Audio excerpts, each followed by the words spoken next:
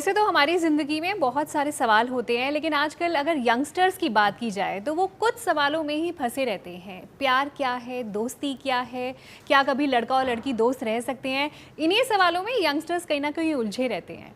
और फिर एक मूवी आ रही है इश्क विश्क रिबाउंड, जो प्यार की कम्प्लेक्सिटीज़ और दोस्ती और प्यार में क्या फ़र्क होता है उन सब के ऊपर थोड़ी क्लैरिटी देने वाली है। सो 4 किरदारों से मैं आपको आज मिलवाने वाली हूँ, जिसमें हैं सान्या, साहिर, रिया एंड राघव। आज वो हमारे साथ हैं और इस फिल्म के डायरेक्टर एंड प्रोड्यूसर निपुंत धर्माधिकारी और इस फिल्म के प्रोड्यूसर रमेश तुरानी जी। आइए सभी का वेलकम करते हैं पंजाब केसरी नवोदय टाइम्स पे। अ वेरी वार्म वेलकम इश्क विश्क रिबाउंड की टीम। आप सबको देखकर बहुत अच्छा लग रहा है। सो मैं चाहती हूँ आप क्विकली, जो 4 किरदारों की मैंने बात करी, आप सब अपने असली नाम और ये रोल आपको इस फिल्म में आप कैसे आए, how did you come on board, वो बताइए। पश्मीना, आपसे शुरुआत करते हैं। तो एक्चुअली फॉर दिस फिल्म मैंने ऑडिशन किया था। मिस निपुण सर के सामने भी ऑडिशन दिया था और उनको मैं पसंद आई, तो ऐसे उनको और रमेश जी को पसंद आ गई तो कास्ट हो गई। नाइस। और रोहित, आप? मैम, मेरा नाम रोहित है और मैं राघव का कैरेक्टर प्ले कर रहा हूँ इश्क विश्क रिबाउंड में। मुझे एक्चुअली पहले पता लगा था कि इश्क विश्क बनने वाली है, तो I was very curious to know कि क्या ये सेकंड पार्ट है, रीमेक है, सीक्वल है, क्या है। और ये बात है अप्रैल 2021 की। मुझे कोविड हुआ था और उसके इमीडिएटली बाद मुझे पता लगा था कि ऐसे एक पिक्चर बनने वाली है and I was very excited about it, very curious. But उसमें मेरे को ज़्यादा आंसर्स नहीं मिले उस टाइम पर, और इनफैक्ट वो कॉन्वर्सेशन शुरू होने के बाद वो ज़्यादा आगे बढ़ी नहीं for some time, because script पे उस टाइम पर काम चल रहा था। फिर वापस मुझे इसके बारे में पता लगा नवंबर में of 2021 when I was shooting for Vikram Vedha in Abu Dhabi. और उस टाइम पर मुझे रमेश जी का फ़ोन आया और उन्होंने बोला कि एक नरेशन करते हैं और उसके बाद देखेंगे क्या होगा। And then I found out that Nipun sir was directing it, and then he narrated the film to me on Zoom call, and I absolutely loved it. I was so excited to be a part of it. I also found out that it was not a remake, it was not a sequel, none of that. And then I came back to Bombay, and then I met Nipun sir, I met Ramesh ji, and then things started rolling. Nice. Naila, how did you come on board? जी, मेरा नाम Naila Grewal है and मैं play कर रही हूँ रिया का character. I am a Delhi girl, तो मैं दिल्ली में ही थी एंड आई थिंक कोविड अभी भी था एंड रिमोटली हम ऑडिशंस भेजते थे। तो कास्टिंग टीम ने अप्रोच किया, बोला था कि ये है, तो मुझे भी सिमिलर लगा कि शायद ये एक रीमेक होगा। मुझे सिर्फ इश्क विश्क के बारे में पता था and I did my scene and within a few days I got a call saying that my audition has been liked and please go down to Bombay and meet Nipun sir and Ramesh ji, and kind of काफ़ी smoothly ये हो गया मेरे लिए and I was very happy that within a few weeks of that meeting I met everybody and we started workshops and training for it. So it was, for me, it was a very swift, I was, I think, the last one to be cast from the... पर अभी तक बड़ी simple story सुनने को मिल रही है मुझे। Nothing Smooth, complicated. हाँ। It was very smooth sailing. Sailing for The everyone. casting process has been so well demarcated and nothing was messy or complicated. Everything was very suljava, But easy. that breezy. way, because Nipunt sir and Ramesh ji are both very Clear about clear, calm individuals. I think what really helped was, I think that Nipun sir and Ramesh sir and Jaya, our other producer, all of them were very in sync and they knew exactly what they wanted, I think. They were not confused in their head as to how they see these characters. So I think for us to get into it was very seamless. Jibran, आप कोई कहानी बना दो। मैं कुछ तड़का डाल के बता दूँ, कुछ कुछ तो बना दो, कंट्रोवर्शियल जो please। आपको चाहिए। मुझे सिंपल नहीं चाहिए। नहीं, बट मेरी थोड़ी है कहानी ऐसी। मैं पीक लॉकडाउन में 2021 या 2020, आई डोंट रिमेंबर, मैंने रमेश जी को एक मैसेज भेजा था, like how every actor reaches out to a producer, and I think तभी बहुत कोविड था एंड उन्होंने टाइम निकाल के मुझे मिले ऑफिस में, पुरानी ऑफिस जो थी, एंड तभी बातचीत हुई थी and he very politely told me that फ़िलहाल तो कुछ काम नहीं है, बट तू तेरे क्राफ्ट पे काम करते रहे, कभी ना कभी अगर कुछ लाइफ में रहेगा मैं तुझे याद रखूँगा, जो काफ़ी लोग हमारे इंडस्ट्री में कहते हैं। तो वही ऐसी, it was just another day और बैग लेके चले गए बाहर थोड़े निराशा से, एंड एग्जैक्टली 1.5 ईयर लेटर एक कॉल आया कि हम इश्क विश्क रीबाउंड की कास्टिंग कर रहे हैं। तो वो इश्क विश्क सुन के मतलब आई थिंक बहुत एनर्जी आ गई थी, एंड जो सीन भी था बहुत पावरफुल था जो मुझे ऑडिशन करना था। एंड आई थिंक थोड़े दिन बाद मेरे लाइफ का सबसे अर्लीस्ट ऑडिशन था, जब मैं हर जगह बोल रहा हूँ, जो हमारे स्वीट निपुण सर ने 7 बजे सुबह में लिया था टिप्स की ऑफिस में। एंड आई स्टिल रिमेंबर मैं बहुत नींद में था एंड वो ऑडिशन हुआ और थोड़े महीनों का गैप था। एंड देन दिन एक फ़ोन आता है फ्रॉम द ग्रेट मैन के शायद हम तुम्हें सोच रहे हैं। एंड उस हिसाब से कास्टिंग हुई and I read the script and of course जब टाइटल ही हमने सुना we were just on board. Like story तो ऑफ कोर्स अच्छी है ही, बट वो टाइटल सुन के प्रोडक्शन निपुण, इट वाज जस्ट ब्लेसिंग, तो स्मूथ ही था। निपुण सर, आपसे जानना चाहती हूँ, अब इनफैक्ट ये इंटरव्यू शुरू होने से पहले मैंने आपसे पूछा था क्या ये सीक्वल है, बिकॉज दिमाग में इश्क विश्क, जब आप ट्रेलर भी देखते हो तो गाना बजता है इश्क विश्क प्यार में, तो आप नॉस्टैल्जिया होता है और वापस आप उस वर्ल्ड में चले जाते हो। बिकॉज इश्क विश्क के गाने they were super hit, they were a craze, मतलब I used to listen to them on loop, but it's not a sequel. So आप एक्सप्लेन करें कि इश्क विश्क रीबाउंड क्या है और ये कैसे अलग है और लोगों से कैसे कनेक्ट करने वाली है। जी, तो ये सीक्वल नहीं है, ये रीमेक भी नहीं है, ये सिर्फ इश्क विश्क जो 2003 में फिल्म आई थी,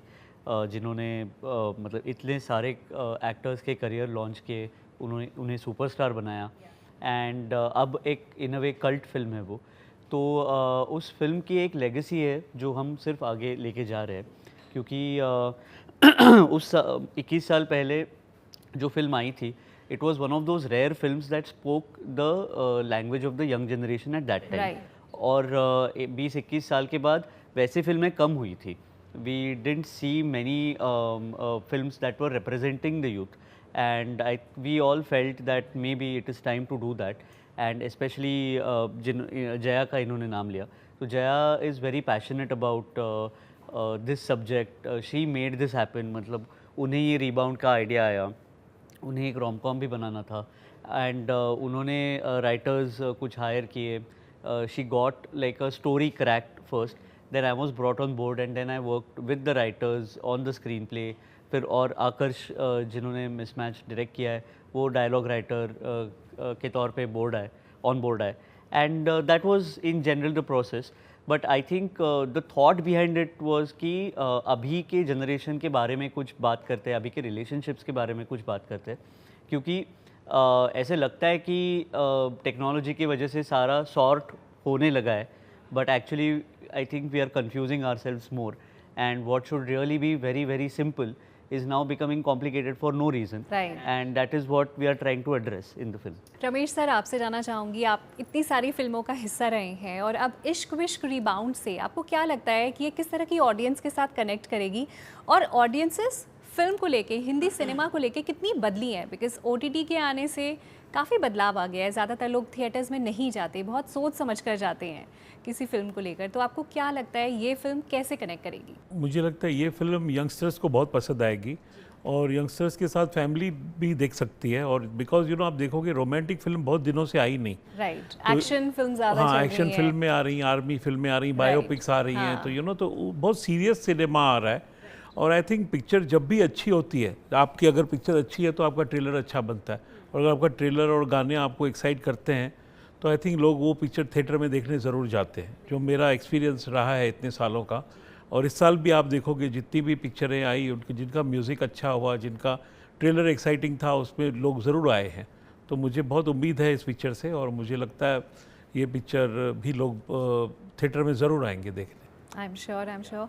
पश्मीना, आपकी स्टोरी बहुत इंटरेस्टिंग है। सबसे पहले तो आप एक फिल्म फैमिली से हैं, ऋतिक रोशन की कज़न हैं आप। सो बचपन से ही आपने, जब आप छोटी थी, आपने वो फिल्म एटमॉस्फेयर में पली बड़ी हैं बट मैंने जब पढ़ा तो ये पढ़ा कि आपने UK से मार्केटिंग का कोर्स किया। हाँ, तो यानी बचपन से आप फिल्म्स में जाना चाहती थी या नहीं जाना चाहती थी? एक्चुअली मैंने मार्केटिंग का कोर्स नहीं किया है, मैं करने वाली थी। UK में I was going to go to Warwick and give that course. पर मतलब ऐसा शुरू से ही नहीं था कि नहीं एक्चुअली तो जब मैं छोटी थी तो मैं और मेरी सिस्टर सुरानिका, हम हमेशा सेट पे जाते थे। अगर कोई घर पे फिल्म बन रही थी तो हम सेट पे जाते थे। तो जब मुझे फर्स्ट मेमोरी याद है कि हम रोज़ कोई मिल गया के सेट पे जाते थे, और उन्होंने एक वो जो कसौली टाउन बनाया था वो पूरा सेट था। तो जब भी हम वहाँ जाते थे ऐसा लगता था कि हम कभी घर ही ना जाए, यही हमारा घर है। मतलब वो हम भी वो दुनिया में बस जाते थे। तो I feel like from there I fell in love with cinema, and from there to now when I am on set और इतनी ज़्यादा रिस्पॉन्सिबिलिटी होती है, पर मुझे फिर भी वही चाइल्डिश खुशी होती है। जैसे मुझे फिर भी ऐसे ही लगता है कि ये मैं घर ना जाऊँ, मुझे सिर्फ काम करना है। तो I think when I was a child, that feeling was there. As an adult, obviously, I've become courageous enough to follow that feeling and make it my career. But in the middle, when you're a teenager and you're doubting yourself, you think that you can't do things. You think that you don't have the ability to do things. उस time पे I had applied to marketing in UK, but I was very sad. मतलब मुझे visa भी हो गया था। हमने rooms book कर दिए थे, पर मैं बहुत ही ज़्यादा उदास हो गई थी। तो I think it was just a matter of me deciding that to do anything in life you need to work hard, and if you work hard and you work hard every single day, you can achieve the goal, even if it's very far and it's a long journey. It's still a journey you can achieve. I'm sure ये सवाल आपसे बहुत सारे लोगों ने पूछा होगा, but फिर भी मैं पूछना चाहूँगी कि आपको घर से, खास तौर पे ऋतिक से क्या टिप्स मिले when it comes to acting? यही टिप्स मिली है कि वर्क हार्ड, और ये सिर्फ एक्टिंग में ही नहीं, it doesn't just work for acting, in everything in life you do everything you can to make it good. You put 100% in every single thing. सब चीज़ को पूरी शिद्दत से करो, वही है मेन ट्रिक। एब्सोल्युटली। रोहित, आप बताइए कि आपने काफ़ी सारी फिल्म्स, वेब सीरीज़ में काम किया है, पर इश्क विश्क रीबाउंड में काम करना कैसे अलग था, और आप अपने जो किरदार निभा रहे हैं उससे कितने सिमिलर हैं, या आपके लिए मुश्किल था ये किरदार निभाना? मैम, मुश्किल तो नहीं था ये कैरेक्टर निभाना, because I don't think it is that kind of a film. Essentially I think it's a very light hearted rom-com space. The characters are, well, somewhat urban, and I think a lot of the character, what they've turned out to be is something that we've put into it. हमने अपने आप को काफ़ी उसमें mould किया है उन characters में। तो आई डोंट थिंक मैं ये बोलूँगा कि ये कैरेक्टर निभाना मेरे लिए बहुत मुश्किल था और मुझे वर्कशॉप का बहुत सहारा लेना पड़ा। ऑफ कोर्स वर्कशॉप हमारे लिए इसलिए हुई थी क्योंकि this film is about chemistry, it's about bonding, it's about friends, it's about the relationship that one another shares. अच्छा, tell me one thing, जब इतने सारे एक्टर्स होते हैं, क्या वो केमिस्ट्री बैठाना, वो कमराडरी लेकर आना between actors, is it easy? Because when so many people are there, हर किसी के साथ नहीं आपकी ट्यूनिंग 10 on 10 हो सकती ना? Of course, you're absolutely right, ma'am. But I think the reason why I can't make a blanket statement about that कि ये easy ही होता है, क्योंकि शायद कुछ sets पे easy नहीं भी हो सकता। हमारे लिए इसलिए ईजी था because I think we are all starting at the same time, you know, for us it's a beginning of a new life all together, it's a beginning of a new world all together, we're nearly the same age, we share the same dream, and to be able to have one project जिसके साथ हम सारे सपने एक साथ पूरे करने की कोशिश कर रहे हैं, I think it really helped. And like I mentioned, we had a workshop where we for 5 days we actually got to know each other. So वो जो उस वर्कशॉप से पहले हम एक्चुअली एक दूसरे को बिल्कुल भी नहीं जानते थे। जब हमें इस फिल्म में कास्ट किया गया, मैं किसी को भी नहीं जानता था। ऑफ कोर्स थोड़ा बहुत टीवी पे देखा, उनके शोज़, फिल्म्स, वो सब देखा है, उनके पैप वीडियोस देखे हैं, बट यू नो कभी ऐसे उनको जानते नहीं थे कभी। And I think when we all got cast, I think Nipun sir's this thing was that you know it's very important that you all get to know each other so that you are able to translate that equation on screen also. And so for that we had a workshop. Naila, थोड़ा सा और lighten up करते हैं situation को, because अभी रोहित ने बोला कि पहले हम नहीं जानते थे, फिर वर्कशॉप हुई, फिर एक दूसरे को जान गए। अब क्विकली बता दो एक सीक्रेट सबके बारे में। अब हम एक दूसरे की दवाइयाँ भी जानते हैं जो हम कभी किसको देना चाहेंगे। पर कोई ऐसी चीज़ जो हमें नहीं पता, परसेप्शन लोगों के दिमाग में। मैं बताती हूँ। हाँ। कुछ तो secrets, starting from pashmina please. Pashmina जितनी स्वीट भोली है, वो इतने उतनी ही बिंदास और मुंहफट और हाजिर जवाब मस्तीखोर है। Oh my God! And बहुत I- मस्तीखोर मैं है विश्वास ये। नहीं कर सकती। Mastikor for sure, not Mufat, but Not मुंहफट but मस्तीखोर. And you can have a really good laugh with her. I thought she'll be very like poised and ma'am ये सिर्फ मीम्स में बात करती है, ये सिर्फ और सिर्फ मीम्स में बात करती है। आप इनसे भी भोली भाली प्यारी हाँ। सी लड़की। so funny. She's she can imitate all the viral memes that are going on. So she's a big एक मजाकिया कोई girl. मीम कुछ डेमो मिल जाए। मैम आजकल ना हमने इंस्टाग्राम पे एक दो हमारे टाइम पास कुछ रील्स बनाए प्रमोशन के बीच में, तो that is conceptualise and directed by pashmina Oh Roshan. my God! She's the mastermind. चलो रोहित के बारे में रोहित quickly. के बारे में अगर आप इसको फ्री हैंड दे दो तो ये हर चीज़ खा सकता है। सारे जंक फूड तुम दिला दो ये खा लेगा। तुम इसको बटर चिकन कल दे क्या दो, क्या दाल खाया है, मखनी कल का दे दो। मेन्यू? रोहित कल इसने खाया कुछ टिप्स दे दो। क्योंकि हम दिल्ली में हैं तो ऑफ कोर्स हम गए Bengal sweet house in Bengali market. इसने खाया छोले भटूरे, गोलगप्पे, आलू टिक्की, आलू टिक्की चाट, पापड़ी चाट, but जलेबी। वो बहुत ही इनसे cute है। बराबर कैसे मतलब फिर नहीं, वापस मैं खा के combination वापस कैसे? आया और फिर मैं जिम गया इमीडिएटली और आज खाने सुबह के भी बाद गया। लास्ट गराई गई मुंह में, उसने फोन किया अपने ट्रेनर को, Tejas sir I am very sorry I return. हाँ। और अब नाइला के बारे में आई थिंक जिब्रान से पूछते हैं, और जिब्रान की भी पहले कोई No, ऐसी first time क्वालिटी about बता me. दो। इसकी ये तो है ही बहुत मजाकिया, ये बहुत फनी बंदा है। तो जब भी मैं लो फील करती हूँ, जो आजकल मैं फील कर रही हूँ क्योंकि मेरी तबीयत थोड़ी ख़राब है, मुझे बस इसके कमरे में जाना है, बेल बजाना है, ये किसी ना किसी रंग रूप में ही मुझे दिखेगा।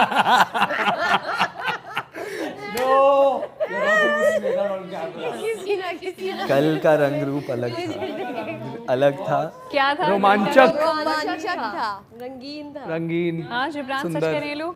नहीं बस एक सावरिया मोमेंट था, बस वही सोच लीजिए ऐसा। The towel moment. नाइला के बारे में कुछ बता दीजिए। नाइला बहुत looks are very deceptive about Naila, क्योंकि इनके अंदर एक ऐसा राक्षस जो कभी कभी बाहर आता है।